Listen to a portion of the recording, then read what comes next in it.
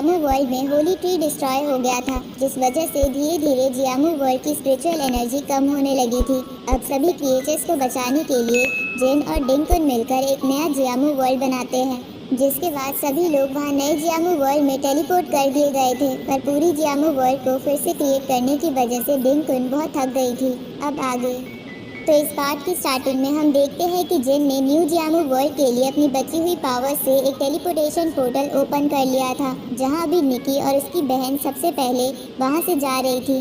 पर तभी जिन उनसे कहता है कि वो अपने साथ डिंकुन को भी लेकर जाए। अब निकी उससे कहती है कि वो डिंकुन का ख्याल रखेगी, लेकिन जिन जब न्यू जियामू वर्ल्ड में आए तो सबसे पहले वो उनसे मिलने आएगा। तो जिन उन्हें प्रॉमिस करता है और वो दोनों वहाँ से चली जाती है।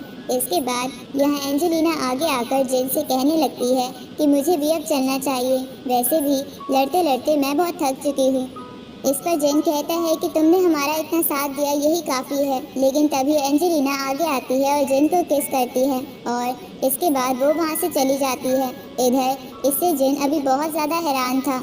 तभी जेनी उससे कहने लगती है कि मुझे नहीं लगता कि तुम इस मोमेंट को कभी भूल पाओगे। जेनी बस उसे अभी चिढ़ा रही थी। तभी इस पर जिन कहता है कि ऐसा कुछ भी नहीं है, उसने बस थैंक यू कहने के लिए ऐसा किया होगा।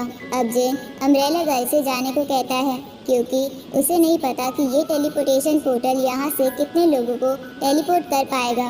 लेकिन इस पर अम्ब्रेला गर्ल उसे मना कर देती है और कहती है कि वो जिन को छोड़कर अकेले नहीं जाएगी, इसलिए वो आखिर में जिन के साथ ही जाना चाहती है। ये देखकर यहाँ स्कॉट कहता है कि तुम लोगों को जो करना है करो, मुझे अपनी जान प्यारी है, इसलिए मैं तो जा रहा हूँ। इस पर जिन बोलता है कि हम अब सीधा न्यू जियामू वर्ल्ड में ही मिलेंगे। लेकिन अब इतने में ही अचानक से किंग यांग अपनी तलवार निकालते हुए यहाँ जिन और स्कॉट की तरफ हमला कर देता है। इधर लीजा ने उसे देख लिया था, इस वजह से वो तुरंत ही आगे बढ़कर उस अटैक को रोकने की कोशिश करती है।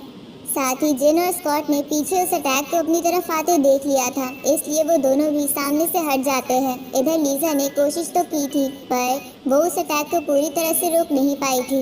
इस वजह से वो अटैक सीधा जाकर उस टेलीपोर्टेशन पोर्टल को लगता है और वो पोर्टल डिस्ट्रॉय हो जाता है। इस चीज़ से सभी हैरान थे। उसी वक्त अम्ब्रेला गर्ल कहती है कि आखिर आपने हमला क्यों किया। पर तभी किंग यांग कहता है कि एक वर्ल्ड में दो एंशिएंट एम्परर नहीं रह सकते। इस पर जिन कहता है कि आखिर तुम्हारे पास तो इतने ज़्यादा मौके थे, फिर तुमने मुझे तब क्यों नहीं मारा। तो किंग यांग कहता है कि हम तुम्हें मारना नहीं चाहते, हम बस तुम्हें यहीं पर कैद करना चाहते थे। और अब इतना कहते हुए वो अपनी स्वॉर्ड क्लोन से फिर से जिन की तरफ हमला करता है। लेकिन उन क्लोन्स के पास पहुंचने के पहले ही जिन ने अपने आसपास एक बैरियर बना लिया था। साथ ही वो अपनी एनर्जी भी रिलीज करता है, जिसके बाद किंग यांग और विजेन दोनों ही वहाँ से थोड़ा दूर होते हुए हवा में आ गए थे। अब विजेन को भी किंग यांग के साथ जाता हुआ देख अम्ब्रेला गर्ल कहती है कि इसका मतलब आप भी किंग यांग की तरफ हो। उसी वक्त स्कॉट ने अपने फायर फिनिक्स को समन कर लिया था और अब वो आगे आते हुए कहता है कि अगर ये दोनों लड़ना ही चाहते हैं तो हमें भी ज़्यादा बात नहीं करनी चाहिए। पर इतने में ही वहाँ पर एक आदमी आता है और कहता है कि हमें किसी को मारना नहीं है। वो यहाँ सभी को बताता है कि जिन जियामू वर्ल्ड से बिलोंग नहीं करता है, बल्कि वो किसी दूसरे वर्ल्ड से है। इस आदमी को देखकर सभी बहुत ज़्यादा हैरान थे। ये आदमी पहले स्वॉर्ड डायनेस्टी का एम्परर हुआ करता था। इसका नाम जाओ है और ये जियामू वर्ल्ड से ही बिलोंग करता है। इसने भी जिन की तरह जियामू वर्ल्ड को कई बार बचाया है और इसकी भी डिंकुन की तरह मोबिंग से बहुत पुरानी दुश्मनी है। आगे बढ़ने से पहले मैं कहता है कि अच्छा, तो मतलब ये सब तुम्हारा प्लान था। इस पर जाओ कहता है कि हाँ। साथ ही वो बताता है कि वो भी विजन की तरह जियामू वर्ल्ड का टैबू है, लेकिन इतनी पावर होने के बाद भी वो कभी भी मोबिंग को नहीं हरा पाया। उसने कई बार खुद को रीइंकार्नेट किया, लेकिन इसका कोई फ़ायदा नहीं था। लेकिन फिर उसने फ्यूचर में देखा और उसे पता चला कि सिर्फ जिन ही वो पर्सन है जो उसकी बॉडी को इनहेरिट कर सकता है। साथ ही उसे पता है कि इनर डायमेंशन में होने के बाद भी जिन ने सरवाइव किया था, इसलिए उसे लगता है कि उसकी पावर मिलने के बाद जिन आराम से मोबिंग को हरा देगा। तभी विजन कहती है कि जिन ही जाओ के लिए एक परफेक्ट वेसल है। यहाँ ये सब सुनकर जिन को बहुत गुस्सा आ रहा था। लीजा जाओ से कहती है कि तुम जिन को अपना वेसल कैसे कह सकते हो, जबकि उसने अभी तक खुद की पावर से सरवाइव किया है और खुद को तुमसे ज़्यादा स्ट्रांग बनाया है। उसे कभी तुम्हारी मदद की ज़रूरत नहीं पड़ी।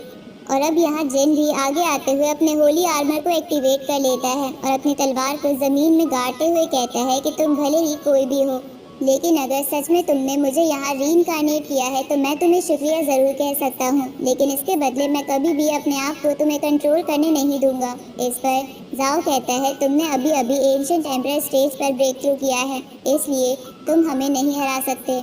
लेकिन अब तभी जेनी जाओ से कहती है कि इसे अकेला मत समझो। मैं मानती हूँ कि तुम दोनों ने ही जियामू वर्ल्ड को कई बार बचाया है, लेकिन फिर भी मैं जिन को यहाँ कुछ नहीं होने दूंगी। और इतना कहकर वो सीधा ही आगे बढ़कर जाओ पर हमला कर देती है। यहाँ जिन भी अपनी तलवार लेकर आगे बढ़ गया था। अब सामने से विजन और किंग यांग भी अपनी तलवार लेकर इन्हें रोकने के लिए आगे आ जाते हैं, पर जब वो चारों टकराते हैं तो वहाँ बहुत ही तेज धमाका होता है और अब किंग यांग और विजन वापस वहाँ पीछे आ गए थे। तभी जाओ उनसे कहता है कि रुक जाओ, मैं नहीं चाहता कि यहाँ पर कोई इनोसेंट मारा जाए। और इतना कहते हुए वो तुरंत ही जिन की तरफ अपना पाम अटैक कर देता है। तभी जिन और जेनी दोनों ही उस अटैक को रोकने के लिए आगे बढ़े थे, पर उनकी कंबाइंड पावर भी इतनी ज़्यादा नहीं थी कि वो उस पाम अटैक को रोक पाए।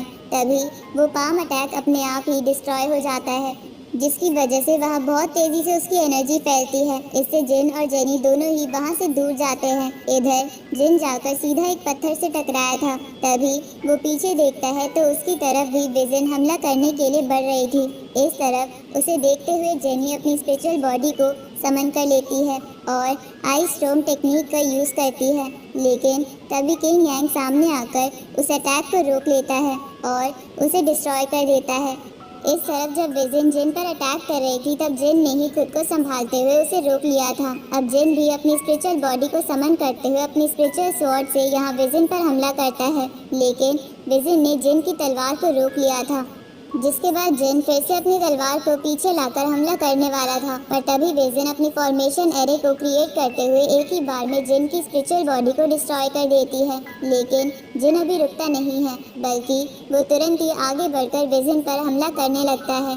पर यहाँ विजन अपनी टेलीपोर्टेशन पोर्टल का इस्तेमाल करते हुए वहाँ से टेलीपोर्ट होकर जिन के साइड में आ जाती है और आगे आते हुए जिन पर हमला करके उसे नीचे गिरा देती है। यहाँ इस चीज से जिन का होली आर्मर भी डिस्ट्रॉय हो चुका था और अभी वो उठ भी नहीं सकता था। इसका फायदा उठाने के लिए विजन सीधा जिन की तरफ बढ़ रही थी। तभी लीजा आगे आकर उसे रोकने की कोशिश करती है, लेकिन विजन अपने एक ही अटैक से उसे वहाँ से दूर हटा देती है। जिसके बाद लीजा अचानक से गायब हो चुकी थी, पर अब वो फिर से आगे बढ़े इसके पहले ही अम्ब्रेला गर्ल वहाँ आकर विजन को रोक लेती है। वो खुद भी ये बात जानती थी कि वो विजन को नहीं हरा सकती। तभी विजन उससे कहती है कि तुम तो मेरी तलवार को भी नहीं रोक सकती, तो तुम मुझे कैसे हराओगी। इस पर अम्ब्रेला गर्ल कहती है कि मुझे कुछ भी हो जाए, पर मैं जिन को कुछ नहीं होने दूंगी। लेकिन अब इतने में ही विजन अपनी तलवार से अम्ब्रेला गर्ल पर हमला करती है और अम्ब्रेला गर्ल वहाँ से गायब हो जाती है। जिन ये देखकर हैरान था, पर विजन उससे कहती है कि डरो मत, मैंने उन दोनों को न्यू जियामू वर्ल्ड में भेज दिया है। वो दोनों ही बहुत टैलेंटेड हैं और मैं नहीं चाहती कि वो तुम्हारे लिए अपनी जान दे दें। अब इसके बाद वो फिर से जिन की तरफ बढ़ने वाली थी, लेकिन इतने में ही अब स्कॉट भी वहाँ आकर उस पर हमला कर देता है। तो विजन उससे कहती है कि मैं तुम्हें तो भूल ही गई थी। अब विजन स्कॉट पर भी हमला करने वाली थी, लेकिन स्कॉट पहले ही यहाँ जिन के पास आकर अपने टर्टल को समन करता है और दोनों की पावर से बैरियर क्रिएट कर लेता है। साथ ही यहाँ वो अभी जिन को हील करते हुए उससे कह रहा था कि हम इनसे अकेले नहीं लड़ सकते। अभी तुम्हारे पास जितनी भी एनर्जी बची हो, तुम्हें उसका यूज़ करके न्यू जियामू वर्ल्ड में जाना चाहिए, क्योंकि अब सिर्फ डिंगकुन ही हमारी मदद कर सकती है। अब जिन बात मान लेता है और अपनी बची हुई एनर्जी का यूज़ करते हुए एक टेलीपोर्टेशन पोर्टल ओपन करने की कोशिश करता है। पर तभी विजन यहाँ उस बैरियर पर हमला करते हुए स्कॉट से कहती है कि तुम ब्रदर जाओ के खिलाफ जाने की हिम्मत कर रहे हो, जबकि तुम्हें नहीं पता कि तुम बस उसी की एक नकल हो। उसकी ये बात सुनकर जिन और स्कॉट दोनों ही हैरान थे, लेकिन इतने में ही स्कॉट के उस बैरियर के ऊपर जाओ आ जाता है और अपनी एनर्जी के प्रेशर से उस बैरियर